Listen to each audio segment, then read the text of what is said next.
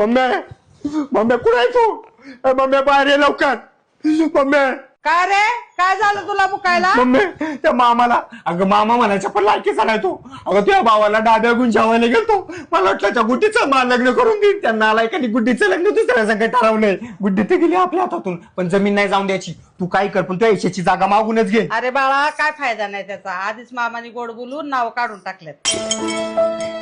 आता काय करू मी? काय करू नको बाळा, तू अडाणी आहे. तुझी लहानपणी टाळूच भरली नाही. तुझं नाही डोकं चालायचं, तू आमच्या जा. हा मी 2 मिनिटं. मामाने माई बिना त्यालाचीच मारली. का रे, काय झाले? अरे त्यांनी गुड्डीचं लग्न एका पैशावाल्या पोराबरोबर लावून दिलंय आणि आईचं पण जमिनीतून नाव काढून टाकलं. अरे मग आता फार रक्त खवळायला लागल्यात. अरे एवढं काय टेन्शन घेतो तू? आपण तुझ्या मामाची कायदेशीर मारू. कशी काय? अरे आपण खेड तालुक्यातल्या सगळ्यात मोठ्या लिटिगेशनचे व्यवहार करणारे संदेश काळे यांच्या ऑफिसला जाऊ. अयो इथं बॉडीगार्ड तर बसूनच आहे. हा मग हो, माझ्या मामाला चांगला घोडा लाव बरं का. त्यांनी माझ्या आईची अख्खी जमीन घेतली. शुभे शेट आतमध्ये हे त्यांच्या सांगण्यावर काम करतात. नमस्ते शेठ. नमस्कार, बोला काय काम आहे तुमचं?